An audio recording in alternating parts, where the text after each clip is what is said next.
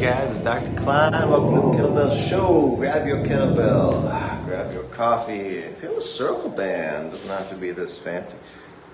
Or just a regular TheraBand tied in a knot. We'll be doing that today as well. Working on our feet. Follow your feet part 2. So 2 weeks ago we did some footwork, went over some concepts. So let's start out. Got your kettlebell. We'll do some archers and reverse archers. We'll talk about the feet in a minute, but let's just warm up for now. Maybe we could even do this with our coffee. I'm not sure how this is going to work. This wasn't a planned idea, but it's in my hand. Let's see how it goes. So, reverse archer, we hinge. Now we'll talk about the foot more here, but remember we drive. I'm pushing the ground away with that front leg as I hinge. Not going super deep in the reverse arch. You're breathing, drawing that bow back. I always feel like I'm riding on a horse or something, shooting some weird Parthian tactic arrow. Coming back, then we come out of the hinge. Draw your coffee mug back here. There's the goal. You're going slow enough so you don't spill it, even though I got a lid on there. So, upright. Now draw the bow, elbow high. I would say spread the fingers if you're not holding your coffee. So the foot, maybe it rotates a little bit, but the goal is the feet should be gripping the ground. Letting that right hip open. Or the back hip, we'll say. Since this is probably inverted. As we scroll back to center, let's just say 50-50, the weight there. The goal of the kettlebell here is not doing much, it's just I can feel my foot. It's moving in and out, so I want to try to hold that inside arch against the kettlebell. It fits very nicely there. You'll notice that your arch will match the kettlebell. So it's just a little something there, you're just holding that in. So the hip stays locked there. Not like it's going super into internal rotation, just so it's not driving into external rotation. So let's just run through these quickly. Reverse archer, hinging, pushing the ground away with the feet. As you come back up into the normal archer, that's when you grab the ground, little scissors applied. The legs are trying to close against the ground like a pair of scissors. Take a breath in each position at the bottom.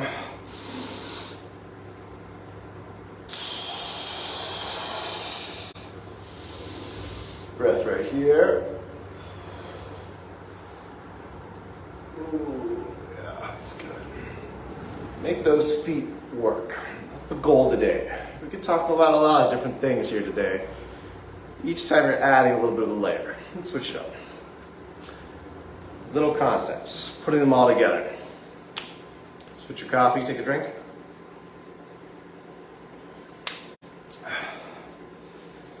Neck nice and tall. Keep building on concepts you've gotten in the other videos. I'll show you another angle. Just follow along here. So, reverse archer or hinging. I'm thinking maybe follow your feet, right? So instead of the hip going first and then trying to get the foot working, let's follow the foot. So as I push, I'm pushing with my balls of my feet, my heel, and driving out of the ground. It helps me to lift my toes. Think of that concept. That starts to engage these muscles. And I'm just following what my foot is doing. It's driving that hip back. I'm hinging over top of that. I'm looking over the edge of a cliff. We're not going super deep here, because then you'll feel your spine start to flex. So you want to keep that spine strong and stable. So, foot's placed against the kettlebell. Push the heel, balls of the foot in as we hinge. And we'll draw that bow back. Good stretch in the IT band is what you should feel. There's a little bit of a rolling effect here. My left hip is pulling towards the right, which I can feel that engaged, so as on the left. Big stretch in the IT band. Let's come back up, weight 50-50. The scissor is in effect. You need to hold that scissor because otherwise that back leg rotates out too much. You want that foot holding on, the hip is opening, drawing the bow. I want your feet gripping the ground. I'll talk about that psoas a little more. I'm going to put the coffee down. You can hold on to yours. So psoas runs from the front of the lumbars, the discs, these transverse processes to the hip. Major stabilizer of the low back. Let's keep that right foot forward. So, especially when I hinge, they're both kind of working here. But as we go into that reverse archer, the one that's really working more, and you should feel it, you gotta push into it, let that left hip roll into your right. And that's exactly when that last little few degrees of motion, a tiny bit of rotation from the hip, that left hip rolling in towards the right, that's where I start to feel the big stretch. We call it the TFL, and that controls the IT band, all the way to the knee. Right, grab the ground, scissor, you're squeezing, squeezing and come back up. So we're playing around with those two ideas, spreading the floor, squeezing the floor. Breath in. I can see it now, I don't have the coffee, I'm really bringing that elbow up, hitting that lat.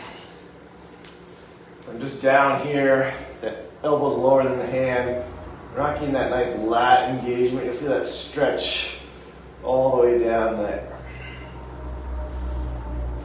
Good, let's switch it up again. Left foot forward, right foot back. Less talking, more doing.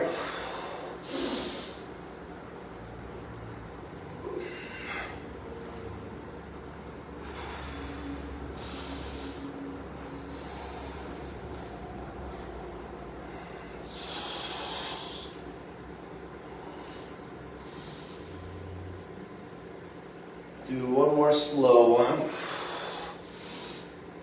So slow, it's moving into it slowly, but we're deepening a little bit.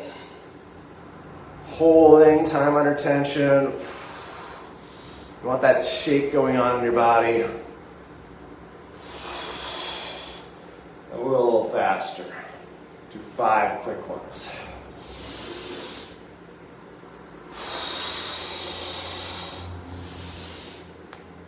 2, 3, 4,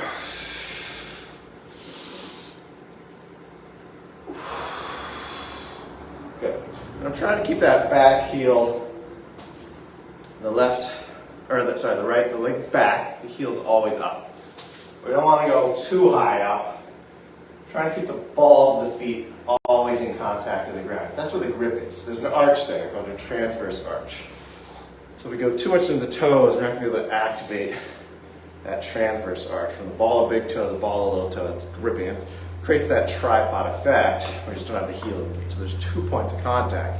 So I used to always push way too much behind my toes. So I'm trying to keep that. It's harder. That's that 50-50 we're talking about, a weight equal. Switch it up. It's actually nice there. Put the band down by that bottom of the kettlebell, a little cushion. I thought it was too hard. But I don't want to be kicking up too much, not that much of a kickstand. I want to be 50-50. So that heel's just hovering. Even when I go into the hinge, I'm keeping that there. I don't want to be driving too much. So I just don't lengthen the low back too much. A lot of people think, oh, they were trying to lengthen that low back. But so many people are in flexion and posterior pelvic tilt. So that's already a lengthening going on chronically. Every time you bend, you're lengthening that low back. And it feels good. That's the tricky part. It feels good to people. Hang from a pull apart, opens that up, they get a big pop. It feels good. But there's just so much instability. I already did that. Sorry, let's switch up. Right leg forward, same exact thing. We'll do 2 slow ones. Get a little bit more in the frame. 2 slow ones. Time under tension. Let's go with our measuring stick hands. Breathe. Don't have to be on the balance beam here. Whatever feels like you got good balance, good weight between the two legs. A little more of a foundation training setup there. This is a foundation training move, so check out some of their stuff. They took it from somebody else, so I don't feel bad doing the reverse archer. Normally I don't teach a lot of their stuff, but this one I'm like, I didn't really come up with this one anyways, so. And I'm pointing you guys to them all the time, so I don't feel bad telling you to go do it. So we're not going to spend the whole time doing foundation training. Lengthening back the neck, chin back, chest up.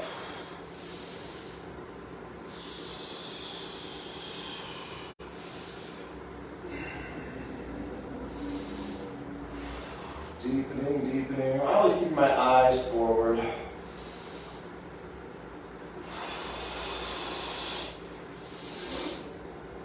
Gripping the ground with that transverse arch, the back leg. Keep that core tight. We don't want too much extension, right?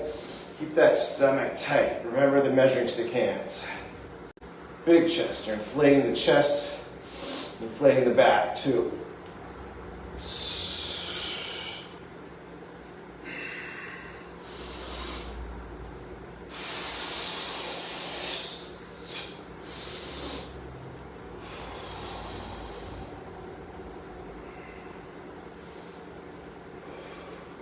Five fast ones. I like to take a breath right here. Big inhale. Focused inhale in the low back. As I hinge.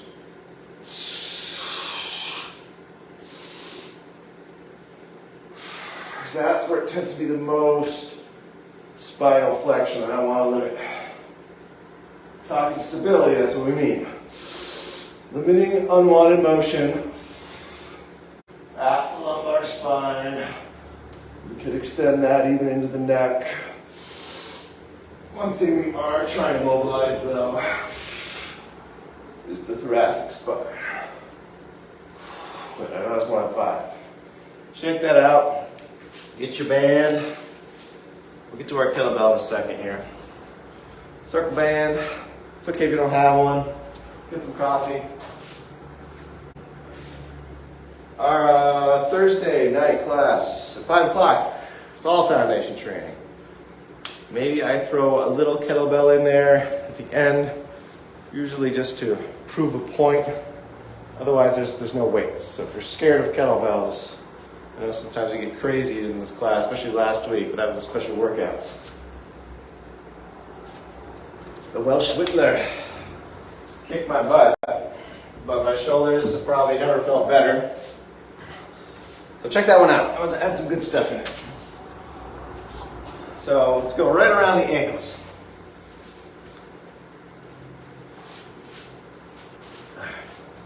This usually feels really good. I have a lot of scar tissue that builds up here, so this can kind of break it up as well. So I want to stay in the frame. I should move this here. Walk around here. Underpants around your ankles. Hinging. Think of your founder exercise. Hinging. We're just going to lock those elbows in tight to keep your lats engaged. We're avoiding this flexion in the low back. Don't want to be there. Chest up. Stick your booty out. We're going to do the underpants walk. Take a little side step. So it's going to get glute medius to work. It's another good stabilizer in the hip. Oh, wait, Billy. Time I threw you down. Sorry about that.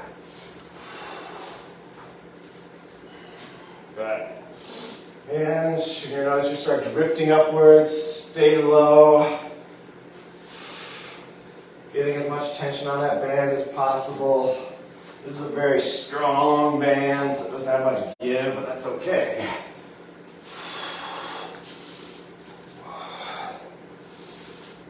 Feel myself rising, holding myself deeper. It's okay to reset. Good, let's try a few without the band. Now we take a little bit of a wider stride. Same idea. The feet are gonna come together. Big step, feet together. Big step, feet together. Should feel real easy now.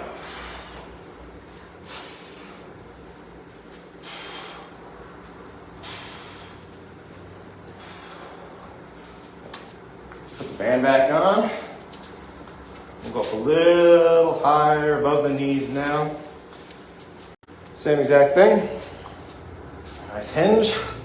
Squeeze those elbows in, neck long, big chest. Pull those hips way back. It's super low, maybe even lower than you did before.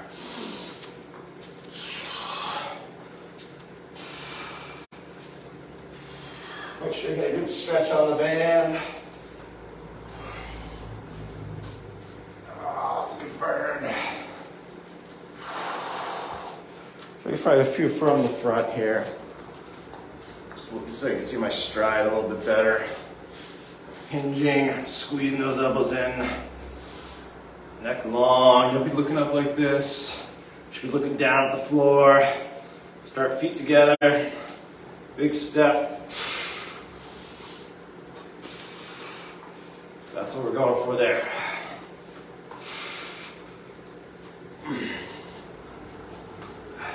Should hate it. Should be all right here. All right, take a break from that for a second. We're going to some RDLs now.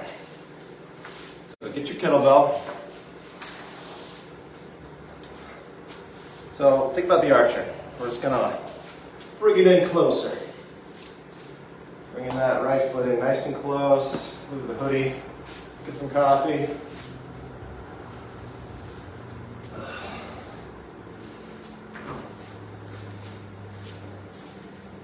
There's a little spiraling that happens here too at the bottom. Kind of just like in the reverse arch. Same concept of hinging at the bottom here. I do a little right hip rotating towards the left.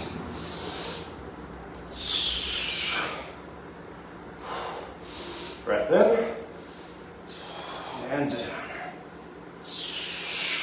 Now I'm not rowing this. I'm using my hips to lift it. So I'll show you from the front.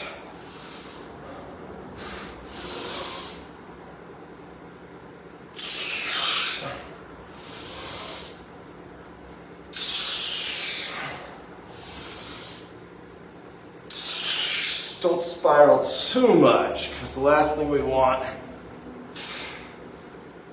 is to be mobilized in the low back. Remember, stability. And if you can, put it right in the arch of the foot. Maybe even a little bit more back towards the heel.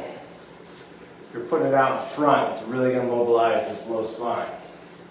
Stability. Locking down that low back. That's what we want. Switch up. Not a long stride. Pretty close. It's all hinging. It's working that front hip. Let's try to apply that drive, pushing. This helps activate, the big thing here is the QL. QL and the psoas, very deep muscles. They're like the last two layers of the bigger muscles that surround the spine. I got little muscles, of course, that are deeper in the canal. Not in the canal, it's not like along the posterior wall of each vertebrae. Where we feel those spinous processes. That's what I meant by canals, not inside. If there's muscles there, I'm not aware. So, pushing on the way down, pushing into the ground, squeezing, scissoring on the way up, pushing. Bet you won't have to think about it this much, but for right now, let's think about it. Follow your feet. Let the foot make the decision. Lifting the toes a little bit, driving the balls of the feet in, driving the heel in. Add your breath.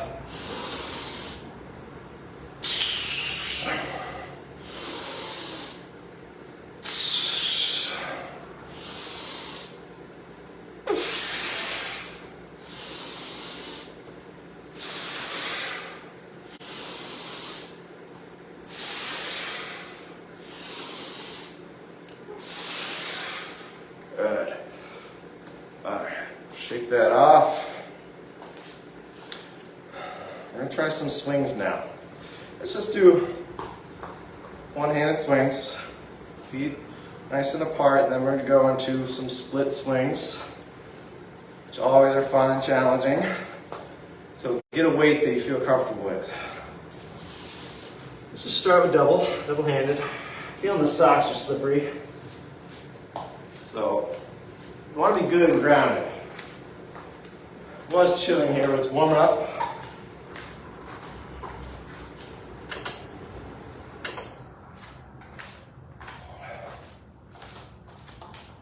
So you're standing about a foot behind the kettlebell. Let's just do a double hand.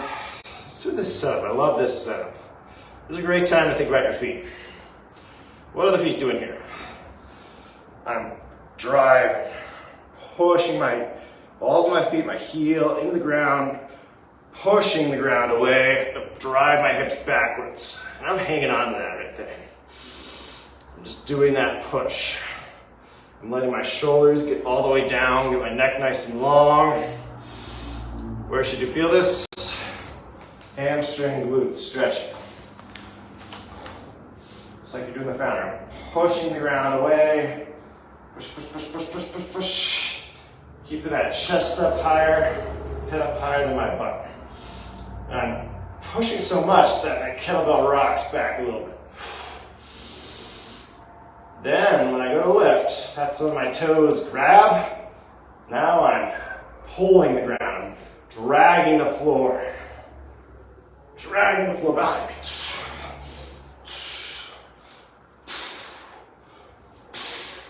Let's do 10, then switch to one-handed.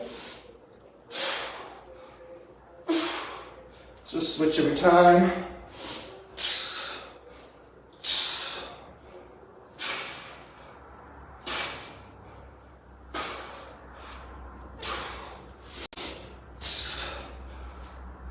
Really push the kettlebell nice and high.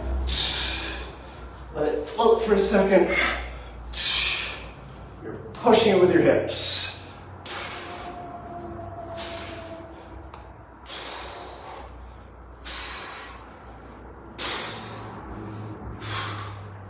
All right, gonna bring the right leg back. Keep it in the left hand. Let's just start from the ground. Same setup.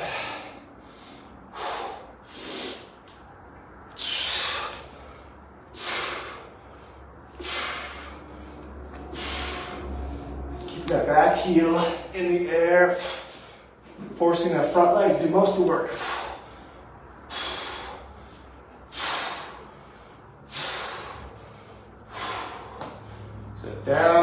Sit down good, nice hinge. Switch it up, just change angle. Now the right hand. When you're going, don't have to think about the foot so much. Think about the foot in the beginning position here. I'm pushing the ground away, hinge down. This is like our woodpecker and foundation training. Pushing that ground away. What did I just do? We just did the right hand. Let's do the left hand.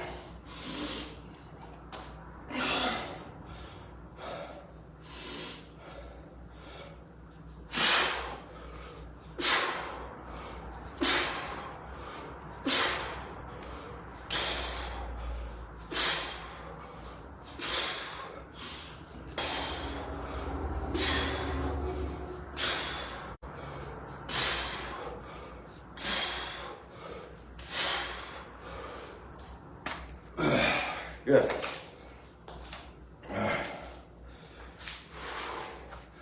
Feeling good? Let's do some squats now. So go back to your band. Whole different concept. We had some different hinging things. Some split stance, a lot of split stance today. So let's even it out with some squats. Then we'll come back, tying it all together. Right now there's not a lot of knee motion happening. A lot of knee stability in all those movements. But yeah, we do want to train the knee to move. We want to keep testing if you're ready for it. I know you're ready for it. It doesn't hurt. You feel good. A lot of people want to get to So even the squat, we're adding knee motion to a hinge. You want to think about it that way.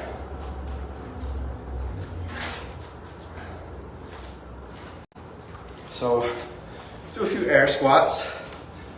I like hitting the ankle just because I got some tightness there. A lot of people go shin level or above the knees is how I was always taught. It's right above the knees. There's no hard roll here.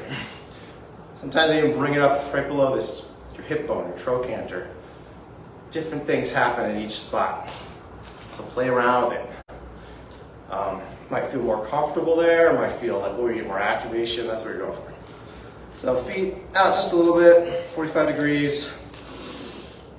The band is reminding us to drive the knees out. A lot of people have a knee cave happening. Follow the feet, grip the ground. This is what we call the outward anchor in foundation training. So we're driving outwards. So let's just do a few air squats. Lift the toes for this one. Just gonna reach the hands out. Let's do 5.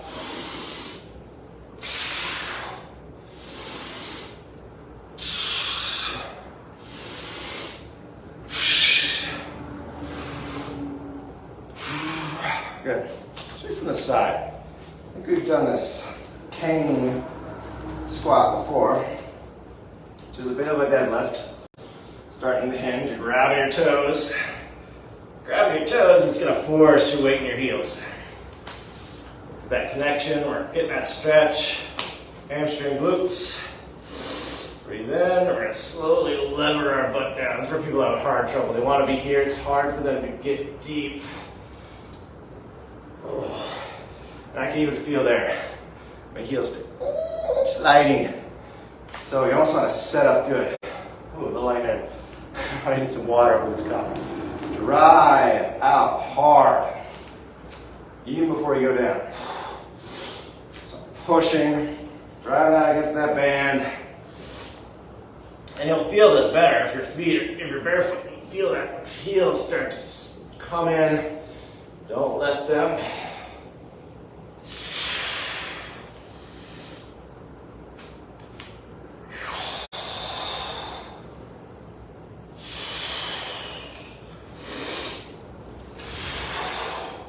Five or so of these. It's hurting the knees, don't do it. Sometimes if it's hurting the knees, just eat more hinge. Get those hips really working in this position. Big breath, stabilize the low back. Arms going on the inside, so I'm actually helping, I'm pushing out. Driving my knees out a little bit.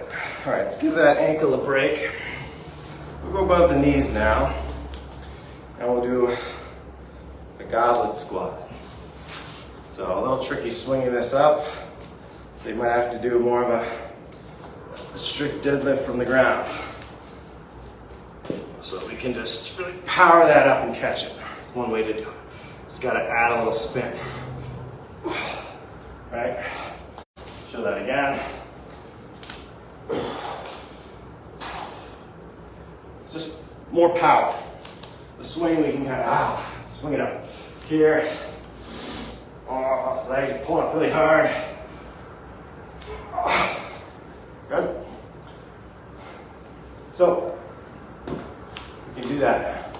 Power, little catch right there too. Open up, catch it and squat. Then you don't have to pull it up as high. So it's even less activation from your arms. And this is 53 pounds, so it's a little more challenging than you might be feeling with, especially if you've got those little cement weights. Pretend it's heavy.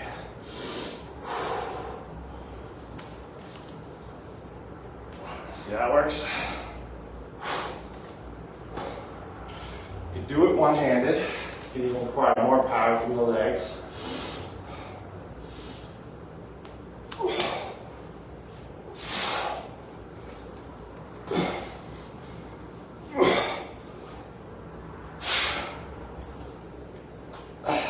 Around the back. Bring that kettlebell down with care.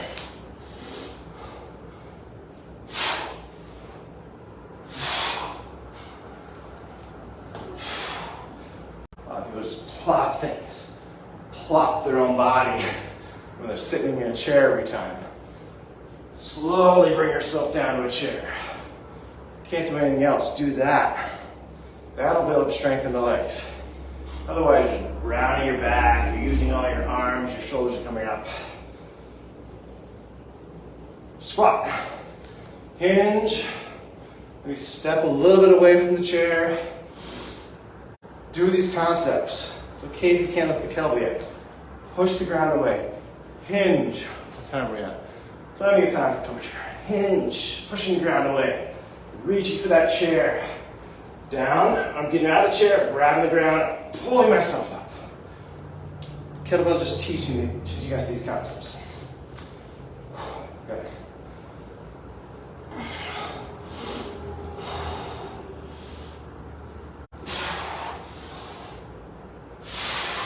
So we can also drive up overhead using that squat. Press that kettlebell overhead. Let's do a few from the rack position now. I like that a little bit better. It's a nice one-sided exercise. Keep the band on if you can. It's really going to help. Get that drive outwards. Same exact thing we were doing. That's why we warmed up this little guy. Well, that sidewalk. It's that glute medius going. So rack is, I'll show you. You should know by now from watching the channel. We're not used to doing it this, especially when it's heavy. But I like it.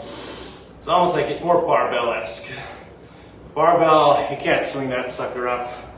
As close to your center of gravity as possible. You're dropping underneath it to catch it. So you get a lot of the same concepts with the kettlebell. Barbell training is actually a lot harder. There's a lot more mechanics going on. So kettlebells aren't something that's more fancy. It's actually kind of a slimmed down idea.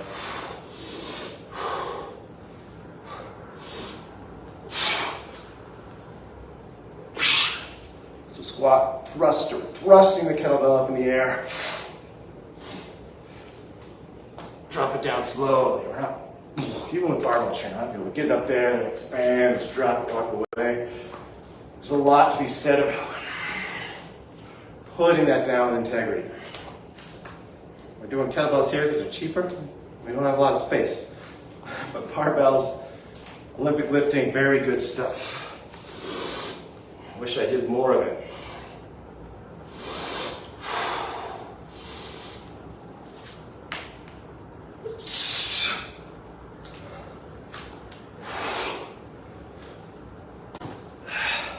Like the band, it's just a little bit of feedback. I can feel as I'm dropping down, my knees want to go in. I'm like, oh wait, no, driving. Let's do a few more. Let's power through. I need some water, guys. I think I say this every time. Coffee and kettlebell sounds nice these early mornings until you get going. I've been doing a Himalayan salt in my water. Most people are like, well, isn't that going to dehydrate you more? A lot of minerals in the Himalayan salt. Sea salt. Sea salt, another option. Not a ton. Should not taste like the ocean. Just a little bit. Better than a Gatorade. All right, so let's do 10. 5 each side.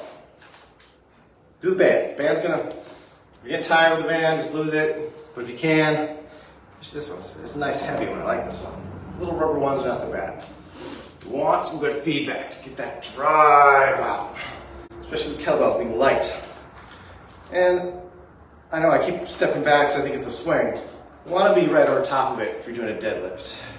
Talking about barbell guys, get that barbell right on their shins. So they're dragging. You'll notice Olympic lifters because they got the bloody shins. You know, all my scars have healed, so it's good. Get all these little scrapes on there because they're just dragging that barbell right on the shins. That's how close it is. Another advantage of the kettlebell.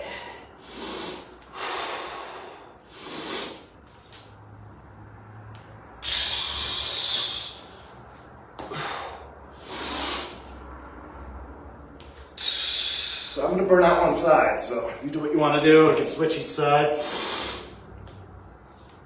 Switch each time.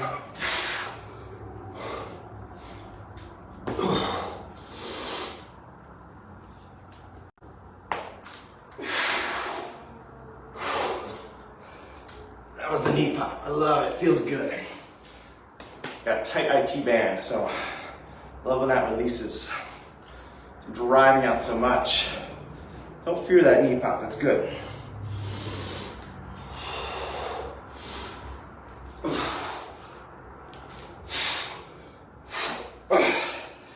Easy peasy.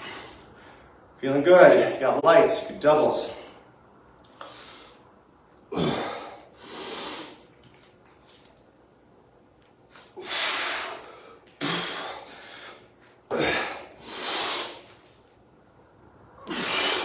Loving this green. Haven't got to play with it that much yet. Thank you for your donations, by the way. You feel like you're getting something out of this. Hit me up, Venmo me. All goes to our kettlebells.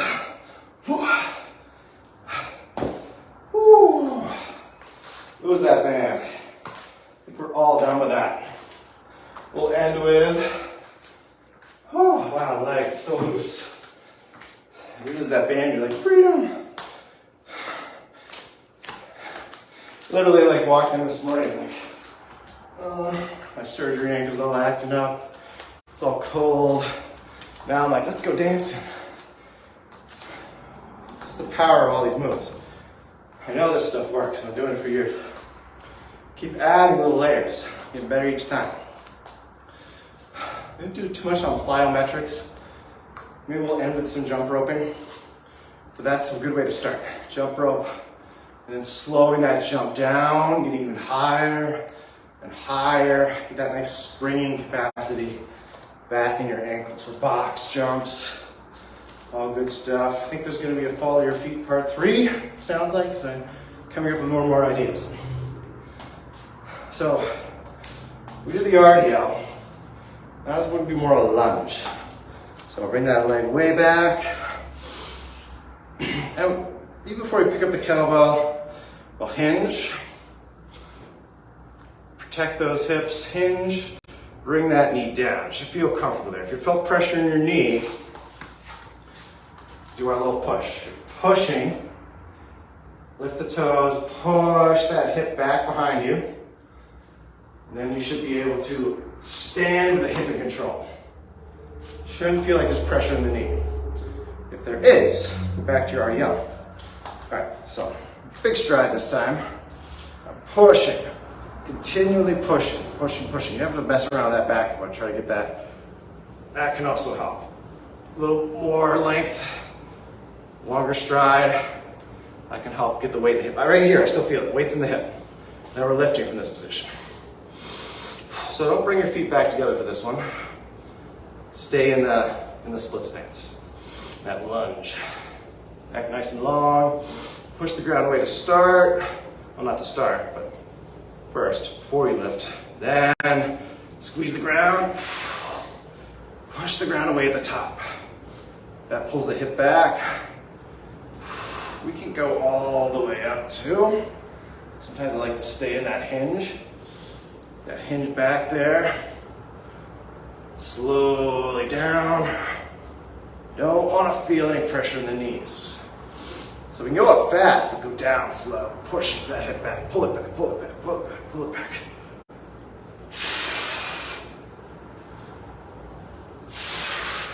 This is a fun one with the kettlebell. You can pass each rep. So you're lifting with it on the inside, lifting with it on the outside.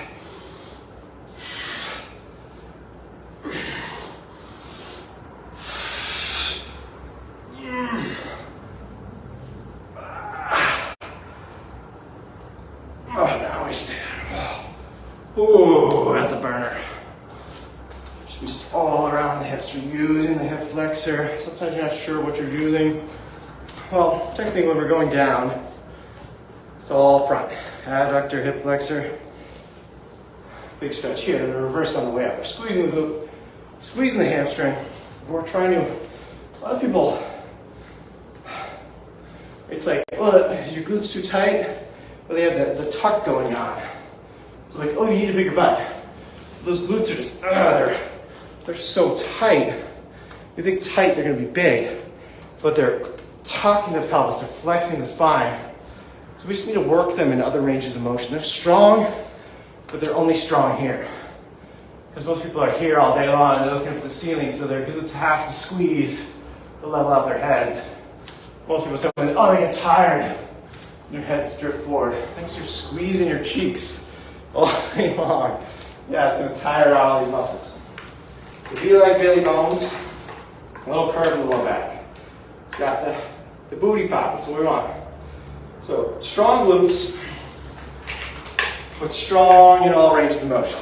So as we're going down, switch it up, whatever leg you didn't do yet. Big nice long stride, let me make sure you can see me. Long stride. I'm pushing that ground away, pushing it away, good. We'll lengthen that stride just a little bit. That feels good there. I don't feel the pressure in the knee. Get that pressure out. Vertical shin. Shouldn't see the knee going too forward. Then you'll see the heel lift. You don't want that. Keep that heel down. Pushing that ground away.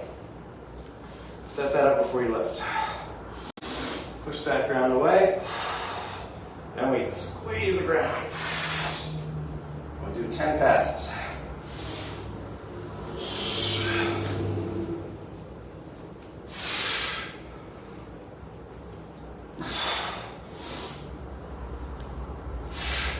Making that glute and hamstring working length in position.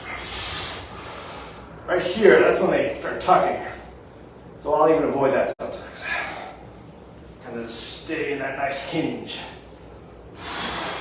Where I'm always slightly angled forward. You can experiment, squeeze a little bit, but go back down to the hinge before you go all the way to the ground. Just easier to stay in the hinge. Oh.